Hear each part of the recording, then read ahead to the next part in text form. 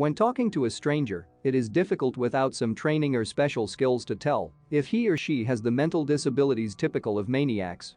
Often serial killers seem to be ordinary people, they have families and even children, which is why investigators have been trying unsuccessfully to find them for years. The real maniacs are often educated people with delicate mental organization and vulnerable psyche, that's why they see a certain sense, or even a mission in their crimes. So don't buy into talking about classical music and early works of Picasso, better try to discern the following basic traits of a serial killer. Serial killers terrify people and at the same time arouse curiosity, densely mixed with fear. What goes through the mind of a creature who tortures and kills his own kind over and over again just for fun? How were they raised? What lullabies were sung to them? What made them become what their fate had created them to be? It is impossible to sympathize with them, unreal to understand them, and before their deeds we freeze in fright. Who are they? The worst killers in the history of mankind? Looking at this grandmother god's dandelion, one would rather believe that she can mix up the loops when knitting socks than that she has been killing men in cold blood and methodically for years. The phrase "the oldest serial killer in history" conjures up associations with the slovenly cannibal grandfather from the story The Picture in the House. But the reality is that this is a 90-year-old dandy grandmother who helped her fellow villagers with their family problems. True, her help came at a high price. According to various sources, the old woman killed between 50 and 150 people. She was caught, served the 8 years indulgently given to her by the court and was released. But it was Banat's witch who was recognized as the most serial killer of all the killers in the world. What happened in the girl's youth that made her take revenge on men for decades? Late 19th century. Serbia. 30% of the population is proficient in the alphabet and writing. Local internecine conflicts tear apart the small country, not giving its inhabitants a chance to feel at least some confidence in the future. Medicine is bad. Medicine is even worse. This is the context in which Grandma Anyuka's popularity couldn't help but blossom. Appealing to a healer was the only way to get medical help in small settlements, if it could be called that at all.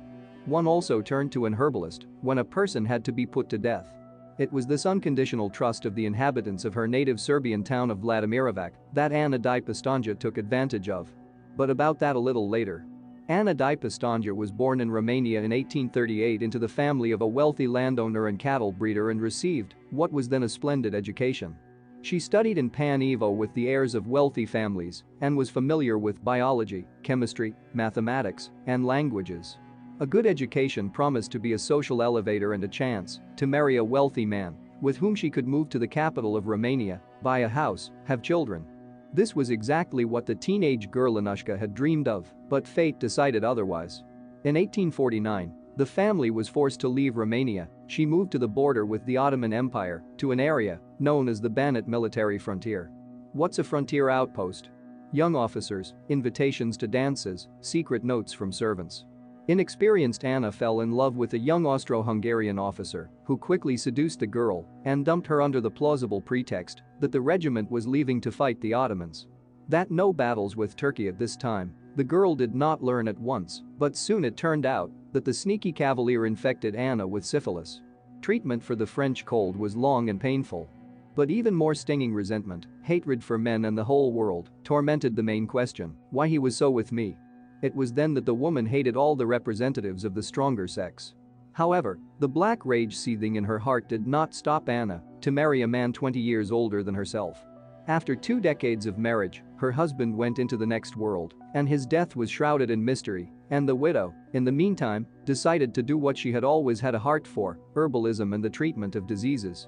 She was a talented self-taught and also with a great entrepreneurial flair. And the new craft rather quickly helped her get rich. All the more so when the same military border was nearby. After all, it was the officers who became the main buyers of her herbs. Grandmother Anyuka invented a tea for which she would not have been praised by any draft board. By brewing it, soldiers and officers who wanted to abscond from the training camp became sickly and stunted and, of course, failed the medical examination. After a few days, health was restored, and the soldiers told other enlisted men about the magic potion.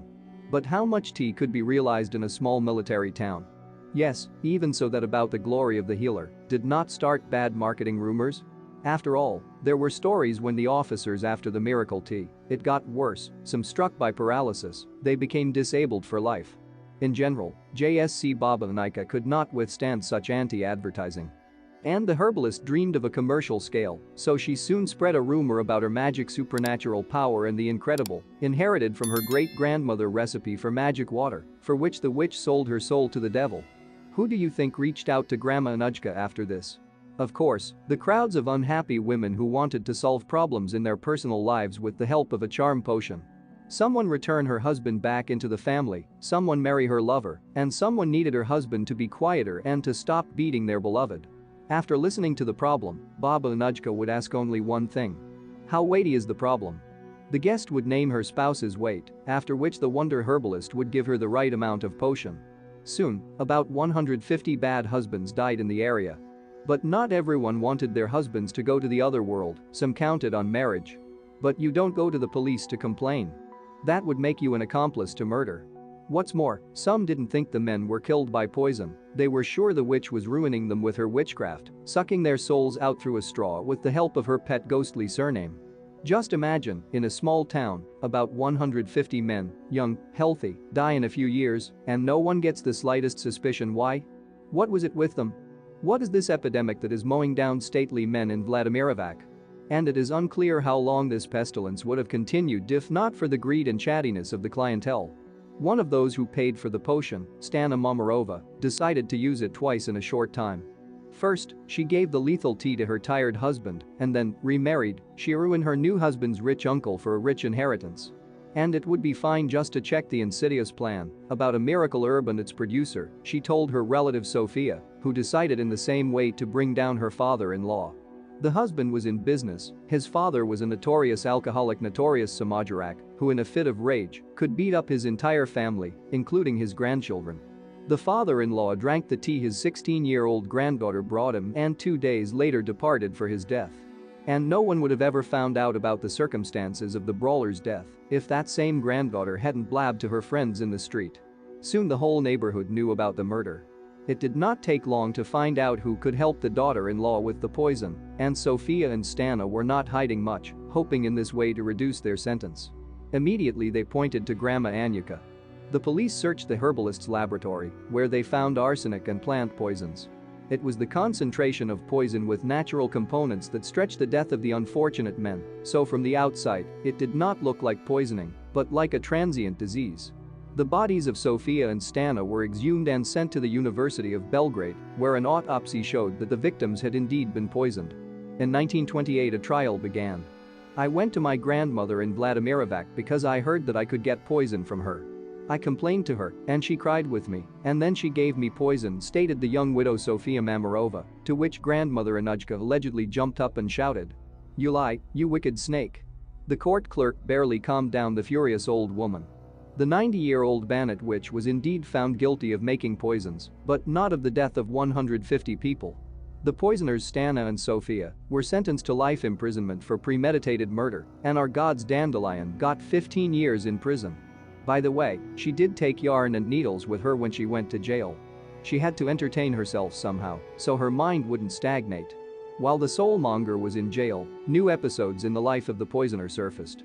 For example, it turned out that grandmother Anyuka did not always kill to order, sometimes she did it out of pure spite.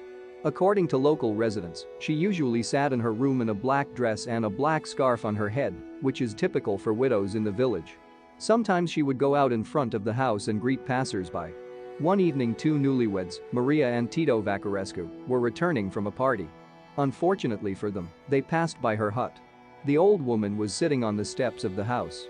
It was summer, it was hot outside, and she offered to refresh them with her lemonade. 7 days later Maria and Tito passed away. They were only 18 years old. They were buried at the very entrance to the village cemetery as a reminder of the tragedy. Anna di Pishtonia was imprisoned for 8 years before she was released and lived in her home until she was 100 years old. According to local legend, she died exactly on her birthday, just as her pact with the devil stated.